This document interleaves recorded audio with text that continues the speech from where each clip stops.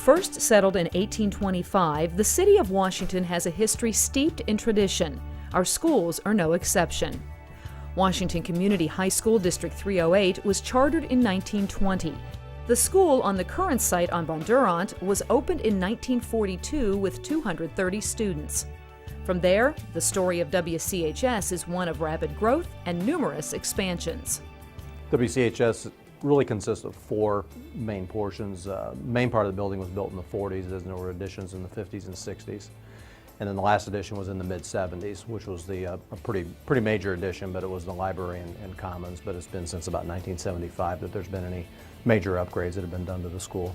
It seemed always like it was bustling, packed capacity. And you know, it was right at that time when we enjoyed the latest renovation some 30 plus years ago. Washington businessman Joe Russell graduated from WCHS in 1977, the year the district's enrollment peaked at 1,720 students. Now, one might believe the current enrollment of just under 1,200 students could be easily accommodated in the same building. But educational program mandates, special education requirements, and the necessary integration of technology for an increasingly competitive global workforce have reduced the capacity of the building. We're full, actually beyond full. Right now this year we have 7 teachers that essentially do not have a permanent classroom, so they're on a rotating situation where they share rooms. We also have classrooms that aren't adequate in terms of size for the numbers of students that need to take that specific class, so we've got issues with that. I think in so many ways around here we just make things work, and we have for a lot of years. Special Education Department Chair Lorelei Cox graduated from WCHS in 1971. She started teaching here in 1975, the year the last edition opened. Family and Consumer Science teacher Tara Philman is a 1997 grad. She came home to teach at WCHS in 2003. As a high school student, you're right, you just kind of put up with it. But when this is your job and your life and your dream, it's hard to see, you know, all the downfalls of actually working here with temperature and all of the students and kids complaining about the lunch line and things like that. That's hard when you think about a dream. That's not a dream. I don't function well when I'm cold at all. I just sit there and think about how cold I am, and then I fall asleep when I'm too warm. So it is definitely affecting my learning. Well, I think that there's a lot of time spent on kids saying, I'm hot. I think there's a lot of time kids saying, I'm cold, you know, like on those really cold days, there were a couple of classrooms that didn't have any heat. And how can you do the best? How can you test kids to their best ability if they're uncomfortable? The room that I'm in is room 230. We still have radiators in there. They get very hot. One Monday morning, the other teacher who I share a room with had fish in the room, and the fish cooked over the weekend. Despite the best maintenance efforts over the years, several hundred thousands of dollars worth each year, WCHS is showing its age, and wear and tear is getting the better of it. Our science labs are in significant need of upgrade. Our art classrooms are probably some of the worst classrooms in the entire building. I mean, actually, some of them don't even look like classrooms. They're that bad. The other area that needs significant repair is our kitchen, our serving area. It's original 1940s, original part of the building. You have to watch what you're doing, or you're going to get stepped on, or something dumped on you. We have enlarged the freezer once, and the cooler twice, because when they do things for groups, they have to put stuff in there, and it's just not enough room. Luckily, I'm a fast eater, or else I wouldn't be able to eat my whole lunch. It's really crowded often, and it's just not the nicest facility.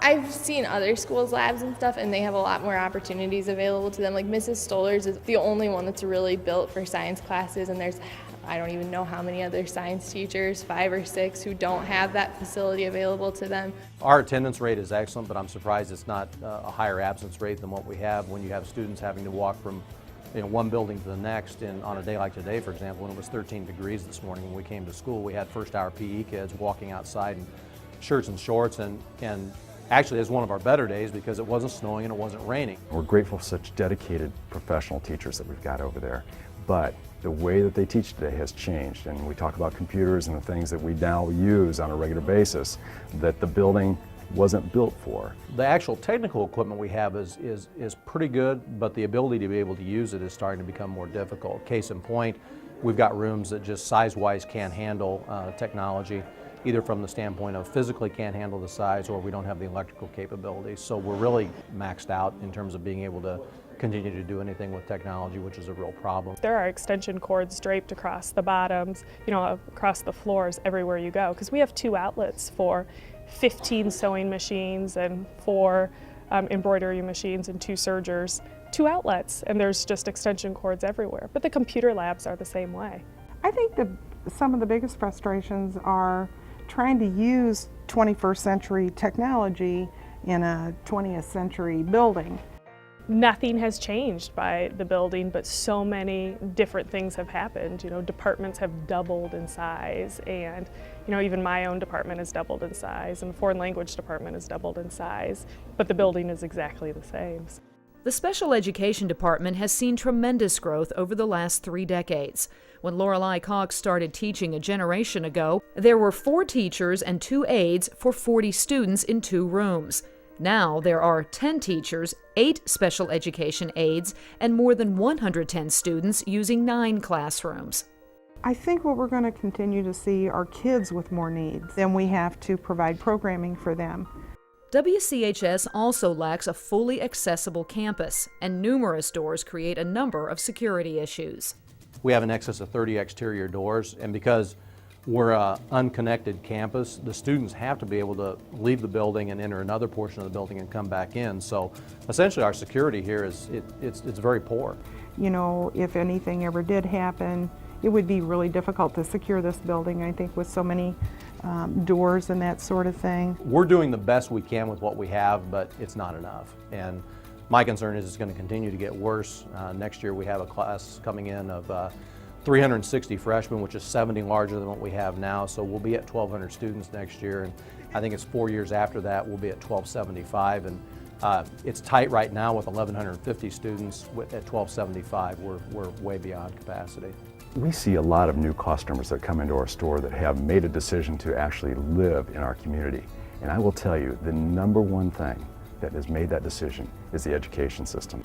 I'm concerned, for the fact of the students that are in, say, grades 4 through 7 right now. They're in an excellent academic setting, and I'm afraid that when they hit the high school, it's going to be a little culture shock for them, because it's night and day difference between what they have and what we don't have here at the high school. Senior Laura Grimes' brother will be one of those incoming freshmen. It'll be a big change for him, I think, because he is in the new middle school. He was one of the first classes there.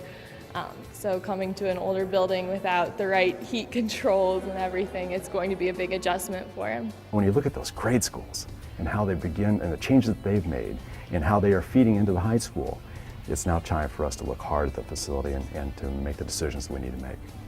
On April 7th, Washington voters will be asked to approve a referendum which will allow the school board to issue up to $18.4 million worth of bonds, which will be used to build and equip an addition to, demolish a portion of, and alter, repair, equip, and improve the site of the Washington High School building.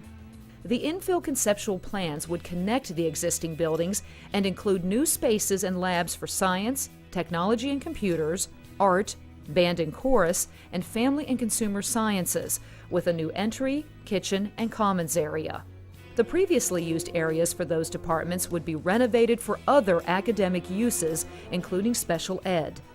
The entire building would be air-conditioned and new windows installed in the older parts of the building for a significant energy savings. If approved, the tax implications for the owner of a $100,000 home would be an extra $85.64 a year. For a $200,000 home, it would be $188.21, less than 52 cents a day. I believe that the timing is correct. When I look at the good value that we got back in the mid-70s with the decision that was made appropriate, here again I see a process that went through that was thoughtful, mindful, and again trying to prepare for the future. It's an investment for everyone's future. When I say that, it's the students, it's the staff, it's actually the community as a whole. The longer we wait to do this, the more expensive it's going to become, and the longer it's going to take to get it done. I would encourage anybody who has a question about what might be needed would be to spend a little time walking through the halls and kind of taking a look at what we're working with. When you measure the cost to do something, I've often felt the cost not to do something far as outweighs the cost to do something. And I really feel that's why now is the time for us to consider this move for the high school. It's in many cases, long overdue. I think that they need to look at what's best for the students. These kids deserve the best education they can get, and if Washington's going to be an elite community, we have to have an elite school.